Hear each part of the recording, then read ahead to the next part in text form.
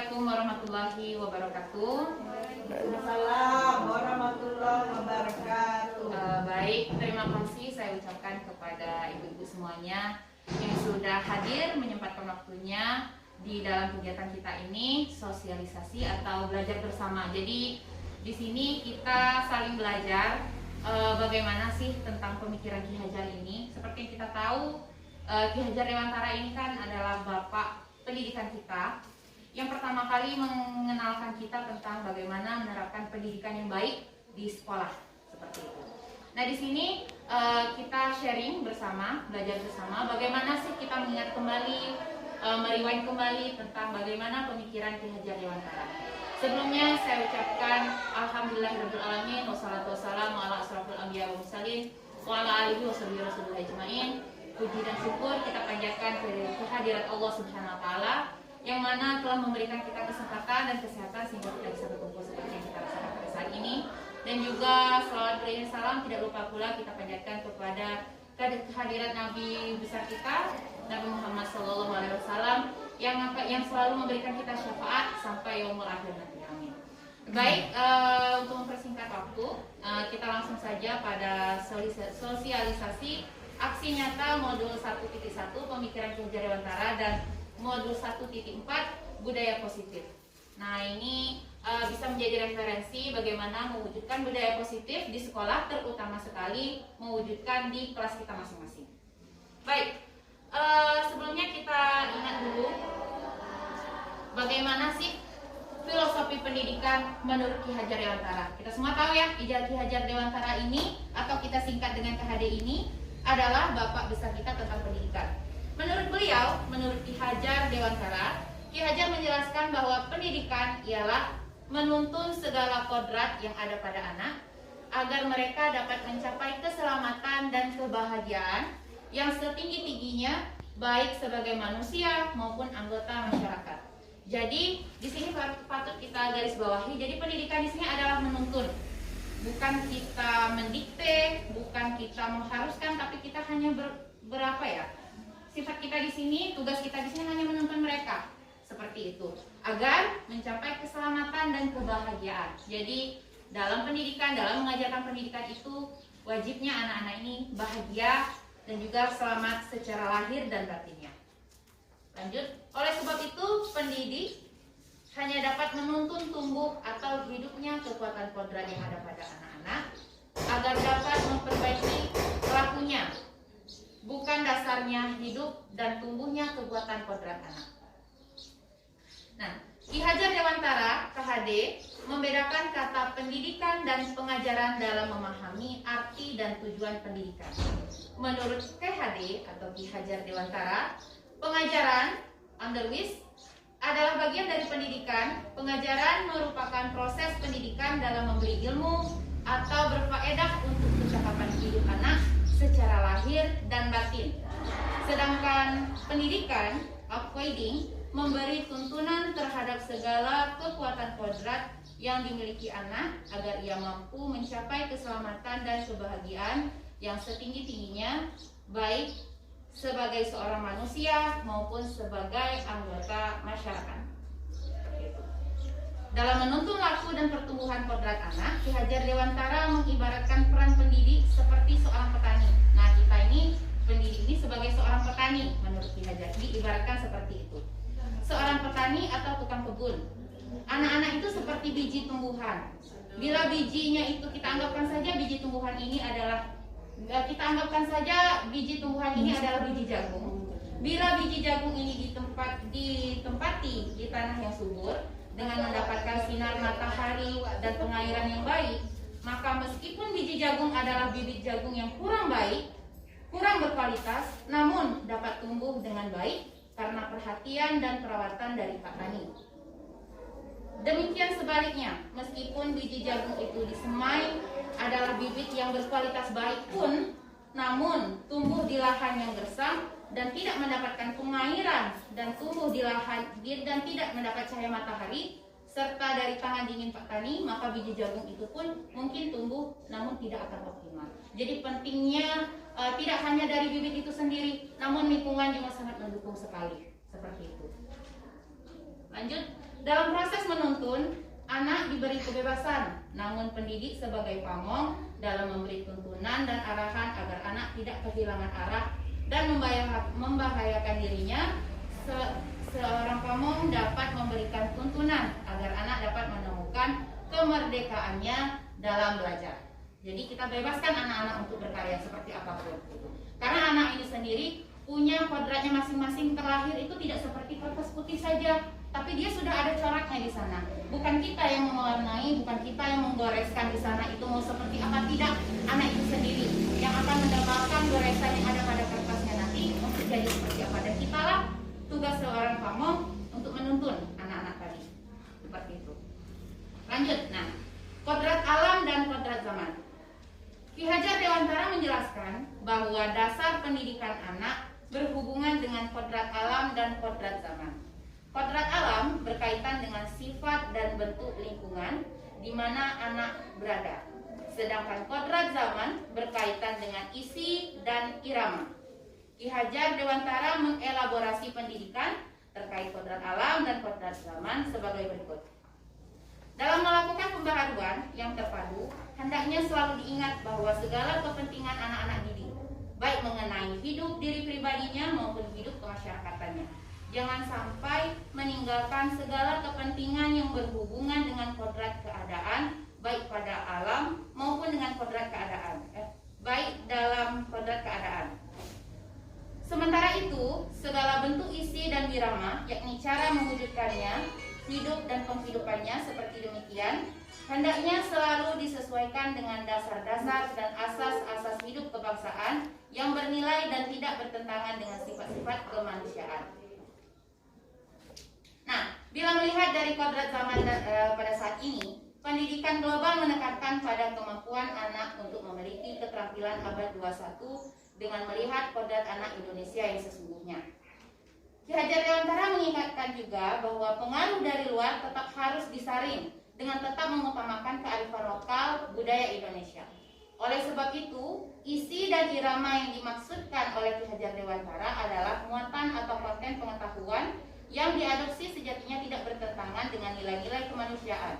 Ki Hajar Dewantara menegaskan juga bahwa didiklah anak-anak dengan cara yang sesuai dengan tuntutan alam dan zamannya. Seperti saat ini, anak-anak kan sudah canggih semua, sudah punya HP, sudah mengakses internet. Nah, tugas kita bukan kita larang, namun kita harus ikuti zaman. Kalau memang harus pakai internet ya kita ikuti. Namun tugas kita hanya menuntun tadi, hanya memantau apakah yang dia akses itu aman atau tidak, sesuai dengan umurnya atau tidak. Nah, itu saja. Kita hanya menjaga, namun kebebasan hanya terletak pada anak tadi. Kita hanya memberikan seperti tameng, seperti itu.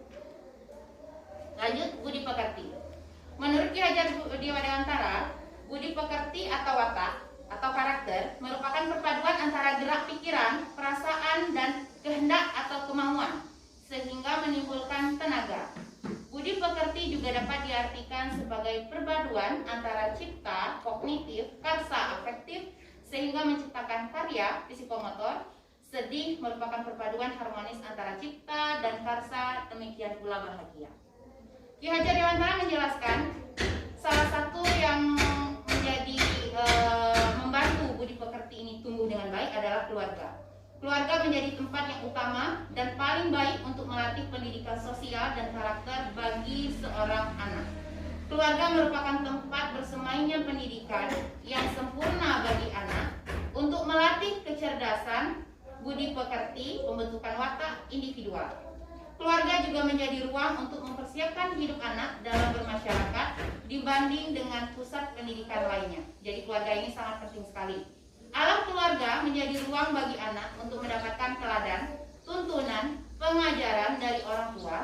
Keluarga juga dapat menjadi tempat untuk berinteraksi sosial antara kakak dan adik sehingga kemandirian dapat tercipta karena anak-anak saling belajar antara satu dengan yang lain dalam menyelesaikan persoalan yang mereka hadapi. Oleh sebab itu, peran orang tua sebagai guru, penuntun, dan pemberi teladan menjadi sangat penting dalam pertumbuhan karakter baik bagi anak. Nah, setelah kita mempelajari tentang pemikiran Ki Hajar Dewantara tadi, nah maka kita bisa mengimplementasikannya dalam di sekolah, bisa membentuk salah satu budaya positif di sekolah. Ada 5 landasan dalam menciptakan budaya positif di sekolah. Yang pertama ada stimulus respon, teori kontrol. Yang kedua disiplin positif, keyakinan kelas, kebutuhan dasar, posisi kontrol, dan segitiga restitusi. Apa itu stimulus dan apa itu landasan-landasannya? Mari kita simak seperti yang berikut. Yang pertama, stimulus respon, teori kontrol. Untuk membangun budaya yang positif di sekolah, ini sangat penting ya budaya positif ya. Untuk membangun budaya positif di sekolah perlu menyediakan lingkungan yang positif, aman, dan nyaman, agar murid-murid mampu berpikir, bertindak, dan mencipta dengan merdeka, mandiri, dan bertanggung jawab. Salah satu strategi yang perlu ditinjau ulang adalah bentuk disiplin yang dijalankan selama ini di sekolah-sekolah kita. Pembahasan disiplin kali ini akan meninjau teori yang dikemukakan oleh Diana Rogosen. Sebelum kita gali lebih lanjut tentang teori disiplin restitusi dari Diana Rogosen ini, mari menyamakan model berpikir kita tentang disiplin itu sendiri. Lazimnya disiplin dikaitkan dengan kontrol. Nah, coba di sini ada perubahan paradigma. Yang pertama ada A dan ada B. Nah, kita ibaratkan seperti ini. Misalnya saja di sini ibu-ibu semuanya. Misalnya kita ibaratkan Ibu Erna. Ibu Erna saya kasih kertas. Di kertas itu terserah ibu mau tulis apa. Ibu genggam baik-baik. Terus Ibu Pipit saya kasih juga kertas. Nanti Ibu Pipit boleh tulis apa saja yang menurut Ibu Pipit itu sangat berharga bagi Ibu Pipit. Nah sekarang anggap saja ini sudah ada di genggaman ibu-ibu semuanya ya. Sekarang saya pengen ibu ini pengen negosiasi nih sama ibu. Ibu yang ibu pegang itu apa sih yang ada di dalam genggaman ibu sekarang ini? Kira-kira apa nih sedang ibu pegang sekarang? Kertas yang berisi tulisan impian. Impian. Nah Bu, sekarang gini, saya boleh nggak punya yang ibu pegang itu? Kertas ibu impian itu boleh nggak? Kenapa nggak boleh Bu? Kasihlah, saya mau tuh kertasnya, kasihlah buat saya aja ya. Nanti saya ganti kertas baru. Gimana? Kenapa Bu? Kasihlah buat saya. Nanti kita ganti 10 lagi lah kertas yang lain. Karena sudah ada beberapa tidak berlepaskan. Oh begitu ya. Oke, terima kasih Bu Erma. Sekarang ini sama Ibu Pipit ya. Ibu, sekarang yang di genggaman Ibu ini apa? Kesuksesan. Bu, boleh nggak Bu? Ibu kasih kesuksesan itu buat saya. Nanti Enggak, saya ganti sama kertas yang lain. tidak bisa Bu, karena yang sudah digenggam nggak bisa diganti lagi. Ayolah Bu, sekali aja Bu. Saya mau sekali Bu kertas itu Bu. Kasih deh saya sekali aja. Sekali aja Bu, boleh nggak Bu? Enggak Bu, karena udah di tangan saya Bu. Nah, ini itu dia. Setiap apa yang menjadi milik kita, biasanya kan ada konsekuensinya, ada satu harapan yang mungkin ini boleh diberikan, mungkin ini tidak boleh diberikan. Begitu juga dengan stimulus respon ini. Mari kita lihat. Nah di sini seperti yang ibu-ibu tadi sudah peragakan, ada sesuatu yang mungkin tidak mau diberikan karena satu alasan lain seperti itu. Nah coba lihat di sini, stimulus respon. Perubahan paradigma stimulus respon ke teori kontrol. Bisakah kita mengontrol seseorang? Nah di sini kita bisa lihat stimulus respon. Kita dalam stimulus respon ini kita mencoba mengubah orang agar berpandangan sama dengan kita. Nah itu stimulus respon. Seolah-olah kita memaksakan harus sama ya pemikiran kita. Namun pada dasarnya teori kontrol itu kita berusaha memahami pandangan orang lain tentang dunia. Seperti yang tadi saya memaksakan Ibu Erma, Bu, sinilah. Ibu tadi pegang mimpi atau impian buat saya aja. Tapi kan itu tidak bisa kita kontrol. Kita coba pahami kenapa sih ibu ini tidak mau kasih. Oh karena yang sudah ada di genggaman tidak bisa diberikan lagi. Nah itulah yang dinamakan teori kontrol. Jadi teori kontrol ini sudah ada pada anak-anak sejak dini. Mereka sudah ada teori kontrolnya masing-masing. Kita cuman apa? Kita hanya berusaha untuk memahaminya. Oh seperti itu ya menurut kamu. Nah disitulah kita hanya bisa meluruskan, bukan memaksakan. Harus sama dengan pemikiran kita. Yang selanjutnya, perilaku buruk dilihat sebagai suatu kesalahan. Nah itu stimulus respon. Baik, stimulus respon. Nah stimulus respon ini perilaku buruk dilihat sebagai suatu kesalahan. Dan dalam teori kontrol, semua perilaku itu memiliki tujuan. Jadi tidak semua perilaku yang buruk itu salah, tidak. Tetapi kita coba pahami. Apa sih sebenarnya dia berlaku seperti itu? Nah itu dia. Pasti ada tujuannya masing-masing. lanjut lagi, orang lain bisa mengontrol saya, itu di stimulus respon. Tapi di teori kontrol, Anda tidak bisa mengontrol orang lain. Nah, saya tidak bisa tadi mengontrol Ibu Erna, yuk Bu, kasih Bu, yuk Bu Pipit, kasih saya. Nggak bisa tuh dikontrol seperti itu. Nah, itu namanya teori kontrol. Pemaksaan ada pada saat bujukan gagal. Nah, saat kita di stimulus respon, saat kita bujuk anak tadi, dia nggak mau juga. Akhirnya, kalau kamu nggak mau kasih, nanti saya mau gini ya, cubit gitu kan. Nah, timbullah paksaan seperti ini. Nah, itu kan yang membuat sesuatu hal yang tidak baik. Lalu di teori kontrol, kolaborasi dan kompensasi menciptakan pilihan-pilihan baru. Jadi nanti kalau seandainya kamu tidak kasih, nanti kamu akan seperti ini. Nanti kamu ada alasan yang disebutkan di sana, yang akan dijelaskan di sana. Model berpikir menang dan kalah. Nah, itu adalah model berpikir pada stimulus respon. Di teori kontrol, model berpikirnya menang-menang. Jadi kita untung, dia untung. Seperti itu. Lanjut. Di bawah ini adalah beberapa paparan Dr. William Glasser dalam kontrol teori untuk meluruskan beberapa miskonsepsi tentang kontrol. Jadi, nomor yang pertama, ilusi bahwa semua pengetahuan positif, efektif, dan bermanfaat.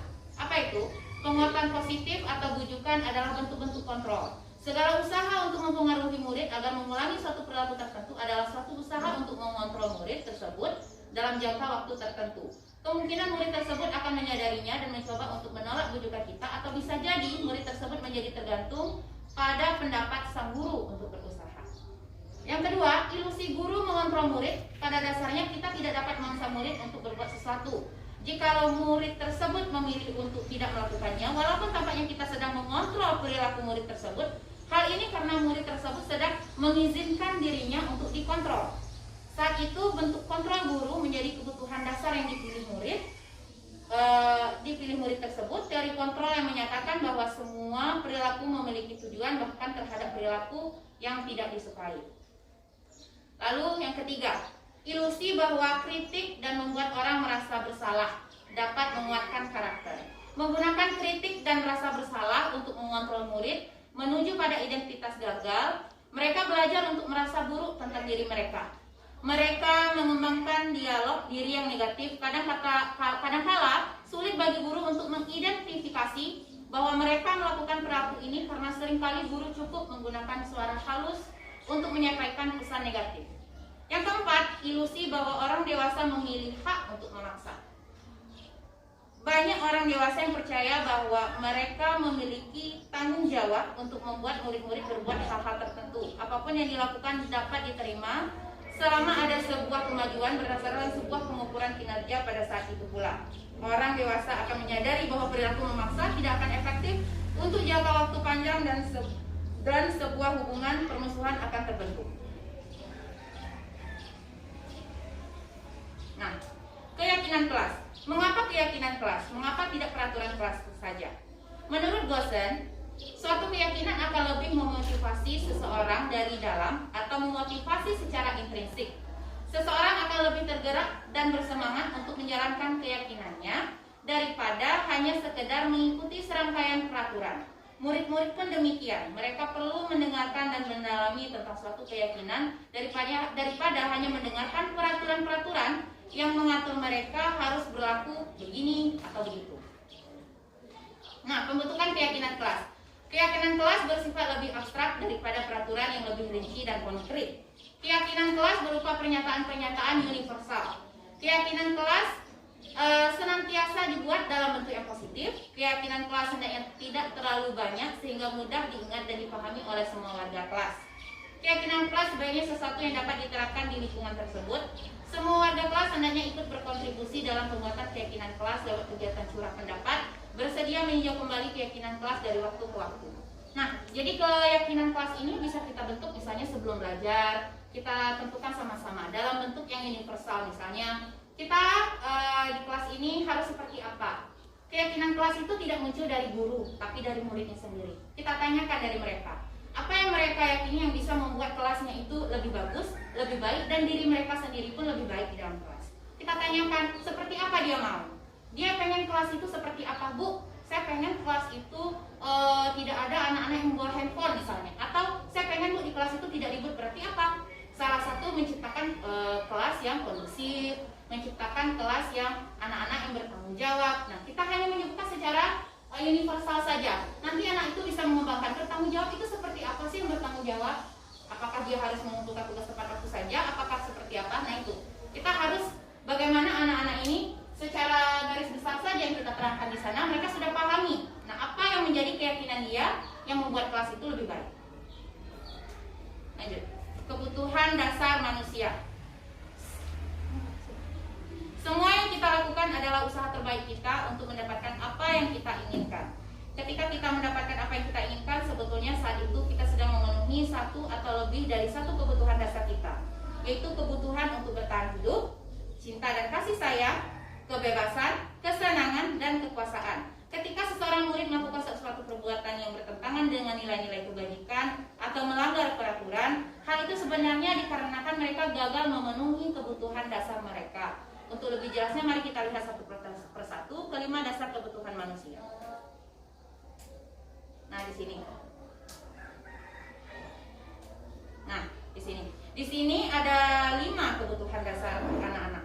Ada kesenangan, cinta dan kasih sayang, kebebasan, bertahan hidup, dan penguasaan. Nah, di sini ada beberapa contoh. Yang pertama, ini ada kasus. Ibu guru bilang, aku tidak boleh bersenandung sewaktu mengerjakan tugas. Katanya kelas harus tenang, tidak ada suara. Padahal kan aku suka dan senang menyanyi. Nah, kira-kira anak-anak seperti ini kan sering ya kita temui di dalam kelas, anak-anak tuh suka nyanyi. Kamu nyanyi terus, ribut, ya kan? Padahal sebenarnya anak itu sedang ingin memenuhi kebutuhan dasarnya sendiri. Nah, kira-kira tadi kan ada 5 kebutuhan dasar yang dibutuhkan oleh anak. Ada kebebasan, penguasaan, cinta dan kasih sayang. Lalu ada bertahan hidup. Terus juga ada yang namanya kesenangan. Nah, kira-kira dari kasus yang pertama ini, ibu guru bilang, aku tidak boleh bersenandung. Kira-kira kebutuhan apa ini yang dibutuhkan oleh anak kita? Kebutuhan apa yang dibutuhkan oleh anak kita? Ibu guru bilang, aku tidak boleh bersenandung waktu mengerjakan tugas. Kira-kira kebutuhan apa ini? Kebebasan. Anak ini sedang pengen ada kebebasan. Berarti apa? Mungkin kita saat mengajar tadi terlalu monoton, tuh ajak nyanyi-nyanyi dong, gitu ya. Jadi anak tadi ada waktunya menunjukkan, oh saya punya kelebihan ini, saya punya ini. Nah, disitulah anak itu pengen ada kebebasan di dalam kebutuhan dasarnya. Yang kedua, ibu guru tidak menyapaku hari ini, padahal aku pakai jepit rambut baru. Nah, itu kita sering itu anak-anak di kelas uring-uringan. Kenapa sih kamu ini? Nggak ada bu, nggak taunya dia pakai jilbab baru, sepatu baru, nggak disapa. Ternyata itu adalah satu kebutuhan anak-anak juga. Nah, kira-kira dari kelima kebutuhan dasar manusia tadi, apa sih yang menjadi kebutuhan anak ini? Jikalau anak ini kita tidak menyapa dia, padahal dia pakai jepit rambut baru, apa kira-kira yang dibutuhkan oleh anak ini? Ya, bisa. Atau kesenangan ya. Jadi kesenangan. Jadi di sana itu ada saya senang kalau ibu ini nyapa saya pakai rambut baru. Ada perhatian, ada cinta dan kasih sayang di sana. Nah, itu kebutuhan dasar. Yang kedua, aku bosan, masa belajarnya cuma gitu-gitu aja, dengerin ibu guru aja. Nah, ini sering juga terjadi seperti ini. Sebenarnya anak di sini kasus seperti ini, apa yang menjadi kebutuhan dasar anak-anak tadi? Pada kasus seperti ini, bosan belajar, aku pengen nggak mau dengerin ibu aja, saya mau apa sih sebenarnya yang menjadi keinginan anak ini? Kebebasan ya. Anak ini pengen bebas mungkin, pengen satu hal yang baru. Yang terakhir, aku sebel gambarku tidak rapi, malah ibu guru nunjukin ke teman-temanku di depan kelas. Nah, di sini ada kebutuhan dasar apa sih yang dibutuhkan oleh anak-anak ini dari kasus ini? Aku sebel gambarku tidak rapi, malah ibu guru nunjukin ke teman-temanku di depan kelas. Dia jadi malu kan? Nah, apa sih yang menjadi kebutuhan ini? Penguasaannya itu kan kurang ya. Jadi dia butuh untuk jangan terlalu ditonjolkan. Jadi kebutuhan dasarnya di sini adalah penguasaan. Penguasaannya yang tidak baik tadi, tolong jangan ditunjukkan, di show up kepada teman-teman yang kayak gimana. Cuma tunjukin aja, misalnya berdua dipanggil, Nina, kamu ini kayak gini, harus semangat ya. Nah, seperti itu. Dan dia butuh juga cinta dan kasih sayang seperti itu. Kita lanjut, posisi kontrol. Nah, di sini penting bagi guru untuk memahami bagaimana guru harus memposisikan diri pada saat berhadapan dengan murid. Di sini ada video, tapi tidak bisa diputar.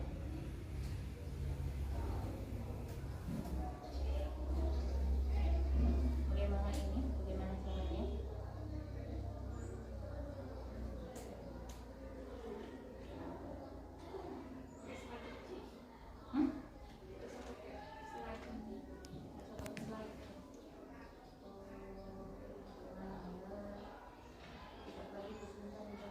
Kita lanjut saja ya. Nah, di sini ada 5 posisi kontrol. Jadi terkadang kan anak-anak ini kan kita sering temukan di dalam kelas itu punya masalah gitu ya.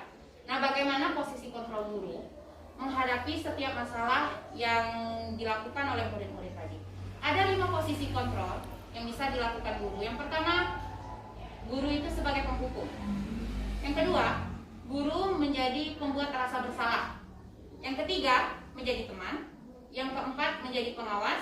Yang kelima, menjadi manajer. Usahakan sebaik-baiknya tidak memposisikan diri menjadi penghukum atau pembuat rasa bersalah kepada anak. Menjadi teman itu pun sebenarnya masih kurang tepat juga. Sebaiknya bisa menjadi pengawas ataupun manajer. Namun jika tidak bisa menjadi pengawas dan manajer, ya tidak apa-apalah di posisi 3. Namun kalau mau lebih baik, kita bisa memposisikan diri menjadi pengawas ataupun manajer dalam menghadapi situasi ataupun masalah yang dihadapi oleh anak. Seperti itu. Misalnya, jika ada masalah pada anak, kalau penghukum, tindakan kita apa? Memarahi, mengkritik, menyakiti, melakukan tindakan kekerasan kepada anak. Nah, itu kalau tindakan yang dilakukan oleh penghukum. Kalau pembuat rasa bersalah, apa sih yang dilakukan dalam tindakannya?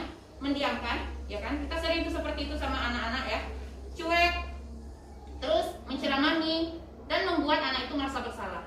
Ibu kecewa sama kamu. Nah, seperti itu. Itu adalah salah satu yang kita lakukan ketika anak membuat masalah. Kita memberikan rasa bersalah kepada anak. Yang ketiga, teman. Teman ini kita membuat pemakluman. Karena kita dekat tadi sama anak murid ketika dia melakukan kesalahan. Ya udahlah, besok nggak diulangi lagi ya. Kita maklumi aja seperti itu. Nah, itu kan menjadi posisi yang kurang pas dalam menghadapi masalah anak tadi. Yang keempat, memantau dan mencatat. Nah, setiap kalau dalam posisi pengawas ini, kita memantau dan mencatat apa sih yang masalah yang dihadapi, yang dilakukan oleh anak tadi. Nah, kita awasi, kita catat. Oh, dia masalahnya seperti ini. Kita observasi, kita awasi. Oh, ternyata dia seperti itu karena ini. Nanti ada kalanya kita panggil. Yuk sini nak, kenapa sih kamu seperti itu dan seperti itu? Masih banyak lagi hal yang lainnya. Yang kelima, manajer. Nah, manajer ini kita bisa bertanya dan membuat kesepakatan kepada murid. Nah, ini lebih tepatnya lagi seperti itu. Perkataan, kalau penghukum biasanya kita suka mengatakan seperti ini. Kalau kamu titik, bapak atau ibu akan, nah seperti itu ya. Kalau kamu kayak gini lagi, bapak ibu akan gini. Itu sering sekali kalau untuk yang penghukum. Yang kedua, pembuat rasa bersalah. Nah, kalau bapak pembuat rasa bersalah ini, kita bisa, bapak atau ibu kecewa sama kamu. Nah, itu sering itu nada agak dilembutkan sedikit, ya kan? Kita nyampaikannya agak dengan nada yang lirih. Ibu, bapak kecewa sama kamu. Nah, itu pembuat rasa bersalah. Itu bisa juga efektif, namun ada efek nanti jika tidak ada bapak ibu itu, dia akan mengulanginya lagi seperti itu. Yang ketiga, teman.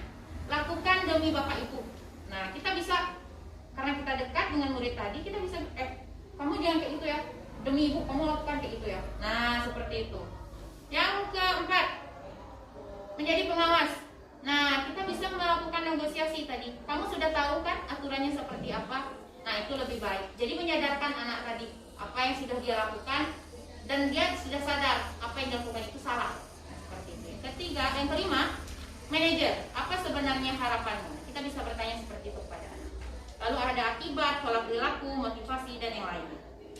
Lalu, bagaimana tindak lanjut dari permasalahan anak tadi? Kita bisa melakukan segitiga restitusi. Apa itu segitiga restitusi? Segitiga restitusi adalah kebiasaan kita selama ini. Bila ada orang yang berlaku salah pada kita langsung maafkan atau membuat mereka tidak nyaman. Nah, itu sering sekali terjadi. Kita cenderung untuk berfokus pada kesalahan daripada mencari cara bagi mereka untuk memperbaiki diri. kita lebih fokus pada bagaimana cara mereka membayar ketidaknyamanan yang disebabkan oleh kesalahan mereka daripada mengembalikan harga diri mereka.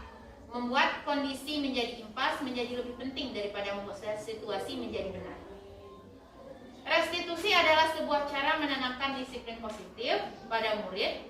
Restitusi adalah proses menciptakan kondisi bagi murid untuk memperbaiki kesalahan mereka sehingga mereka bisa kembali pada kelompok mereka dengan karakter yang lebih kuat.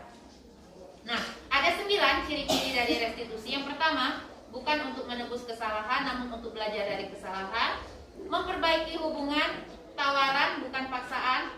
Restitusi itu menuntun untuk melihat ke dalam diri. Restitusi mencari kebutuhan dasar yang mendasari tindakan.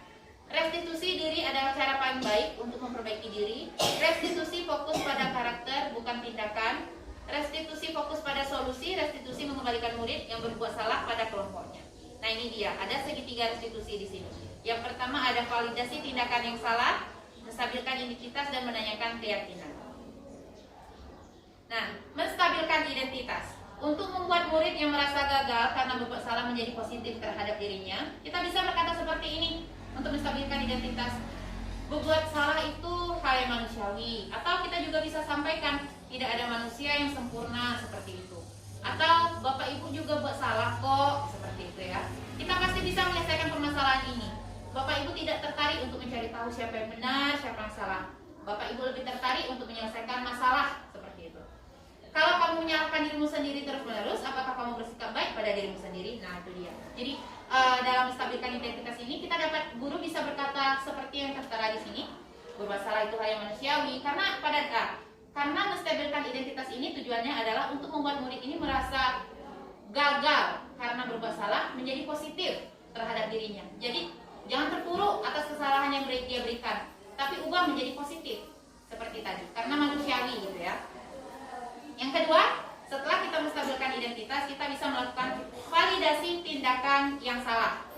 Nah, kita bisa berkata seperti ini kepada murid untuk memvalidasi tindakan yang salah. Pertama, kamu bisa saja melakukan hal yang lebih buruk, tapi kamu tidak melakukannya kan? Nah, seperti itu. Yang kedua, kamu pasti punya alasan mengapa melakukannya. Terus, apa yang penting bagi kamu? Kamu boleh tetap berusaha menjaga sikap itu, tapi tambahkan sikap yang lain, yang baik. Maukah kamu belajar cara lain untuk mendapatkan yang kamu butuhkan tanpa harus memukul? Nah, apa sih tujuan dari validasi tindakan yang salah ini? Tujuannya adalah membantu murid mengenali basic need, kebutuhan yang ingin dipenuhinya ketika melakukan kesalahan itu. Pada dasarnya setiap tindakan manusia itu kan tujuannya adalah memenuhi kebutuhan dasar. Apakah itu penguasaan, kebebasan, love, kasih sayang, kesenangan, dan bertahan hidup. Makanya tadi kita harus tahu dulu kebutuhan dasar anak tadi yang 5 tadi sebelum kita melakukan validasi tindakan yang salah. Yang terakhir, menanyakan keyakinan. Nah, kita dalam menanyakan keyakinan ini kita bisa menanyakan apa nilai yang kita percaya di sekolah kita. Nilai-nilai kebajikan atau keyakinan apa yang telah kita sepakati. Kelas yang ideal itu seperti apa sih? Kamu ingin jadi anak seperti apa? Apa yang kamu rasakan ketika kamu melakukan itu? Kamu menjadi orang yang seperti apa? Nah itu bisa kita lakukan dalam menanyakan keyakinan. Apa sih tujuan dari menanyakan keyakinan ini? Murid melihat kesalahannya dihubungkan dengan nilai-nilai kebajikan yang diyakininya mendasari manusia berinteraksi dengan orang lain. Nah, intervensi 30 detik. Intervensi ini bisa membantu murid kembali ke tujuan semula dengan cukup singkat dan dengan cara konfrontatif. Oke. Baik. Mungkin itu saja yang dapat saya sampaikan tentang pemikiran Ki Hajar Dewantara dan budaya positif yang bisa kita lakukan, terutama sekali yang bisa kita terapkan dulu di kelas kita masing-masing, di lingkup kelas kita masing-masing, di pelajaran yang kita ampu masing-masing. Mungkin untuk dari sejauh ini yang saya saja jelaskan, ada pertanyaan mungkin? Kita sharing, kita saling tanya jawab, kita berbagi, ataupun ada yang saya kurang tahu. Bisa memberi tahu saya apa gitu, saran dan kritik bagaimana, silakan. Sudah tepat. Baik, sebelum kita akhiri mungkin ada satu pertanyaan. Baik, Bu Irma, silakan Bu Irma. Dari penjelasan yang tentang Hajar Dewantara dan tentang budaya positif di sekolah, Iya. apa aja sih yang udah Ibu Meti lakukan, yang udah Ibu Meti